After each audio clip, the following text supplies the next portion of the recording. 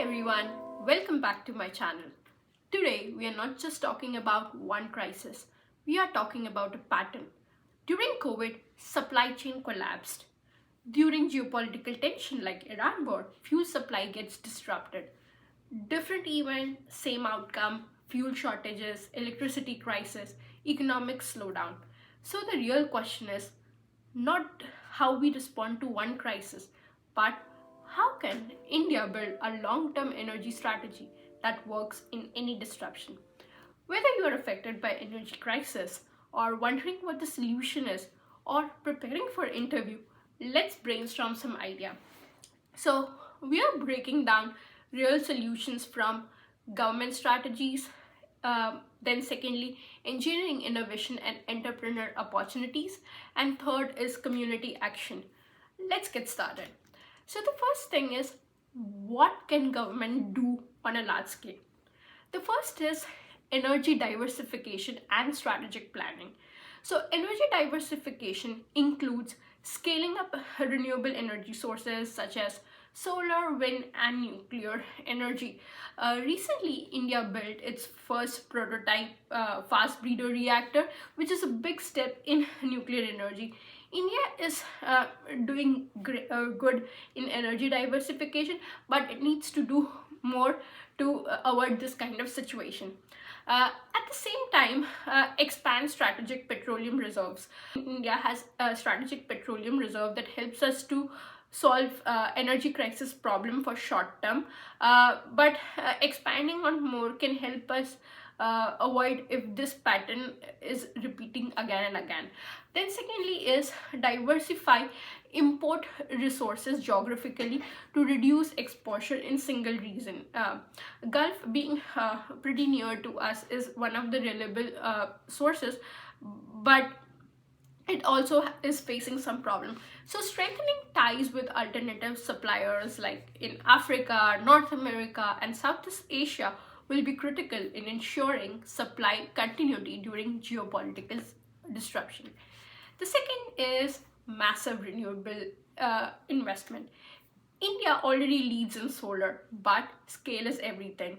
It's doing good. We need more ultra mega solar farms, onshore and as well as offshore farms, and energy storage systems like battery, and most importantly, we need grid to be modernized. We need a smart modern grid that can handle renewable variability and also execute demand response as climate change is happening. Having engineering some demand response system and using advanced analytics can help solve this problem. Third is investing in R&D. So future energy independence depends on innovation. It depends on next generation solar like thin film, tandem, then green hydrogen, a lot of carbon capture technology. So public-private partnership, university-led research hub, and government-funded pilot project can create a robust innovation system. It's already in place, but it needs to be scaled up even more to local rural areas. And this initiatives should not focus only on technological advancement but also on commercialization and scalability. And the fourth is policy and financial tool. So government has incentivized solar through its policy, and that's why there is a lot of solar adoption. So creating such kind of more policies can help in this way. Smart policy can accelerate change, and also creating some financial tools like green bond, carbon pricing, private investment incentives can help work in this area. Then secondly, my favorite, I'm an engineer, so what can engineer and entrepreneurs do?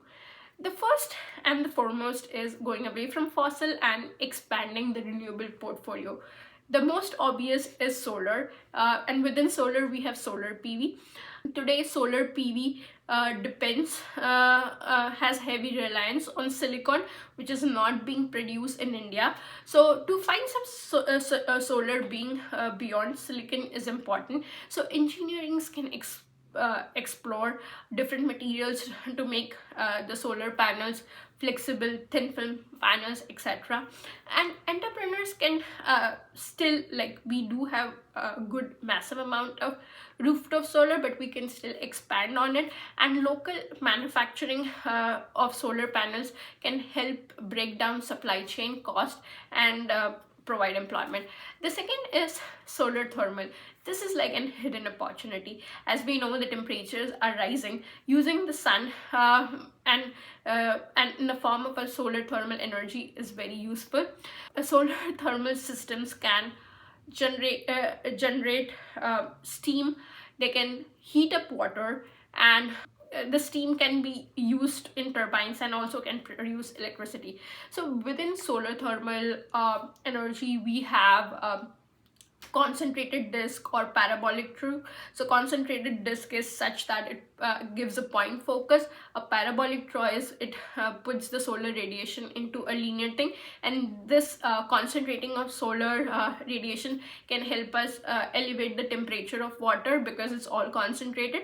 So these systems are low efficient, but they can be engineered to meet demand. So for example, the Shidi solar kitchen, so it is using concentrated solar disk and converts water to steam, which is used for cooking food for large number of people. So they are saving a lot of natural gas by cooking with the steam. So just imagine if Shidi can do it, just imagine how if it's scaled to home and industries. The third within the renewable energy portfolio is bioenergy. Waste is energy. We already have wastewater plant producing biogas, but we can expand this, let all wastewater facility produce biogas.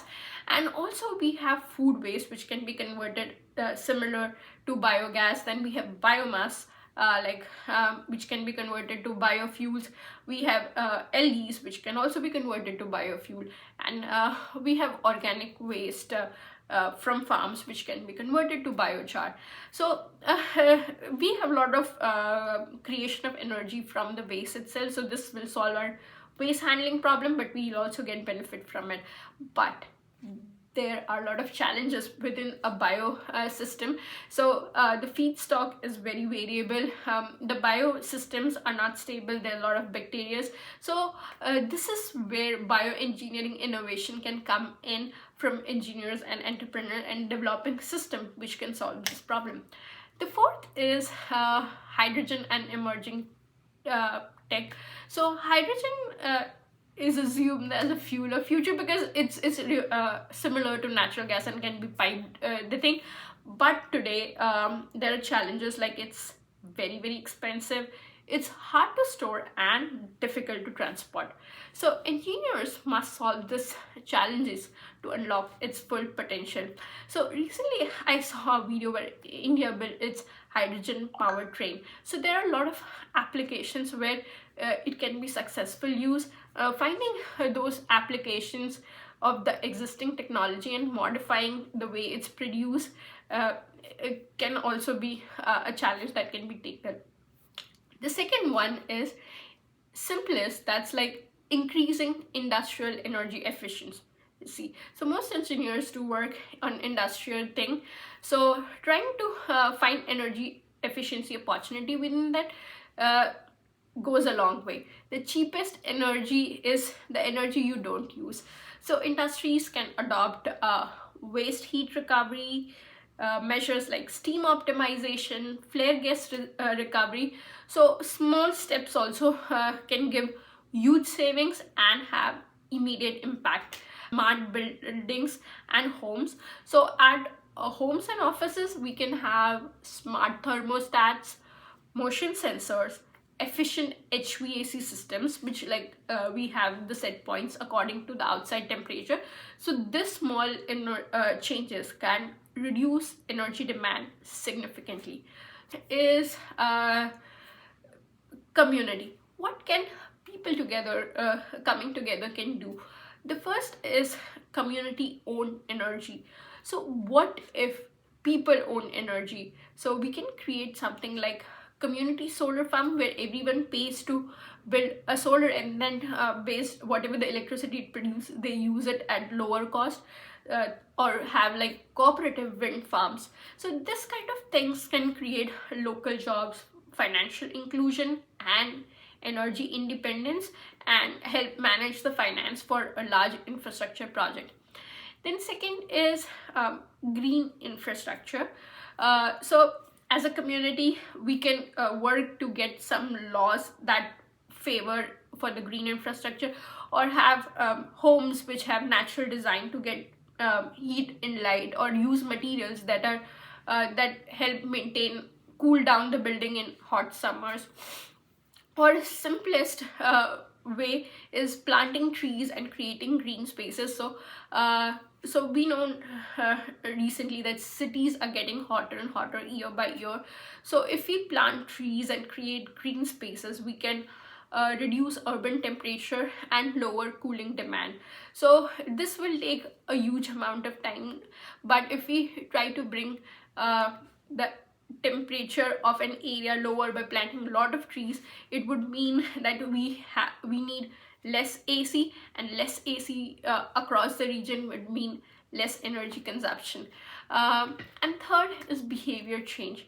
So as simple habits do matter. We can turn off unused devices, use efficient appliances, and being energy conscious. So millions of small action can bring massive impact. So in short, India's crisis isn't just a challenge, it's also an opportunity.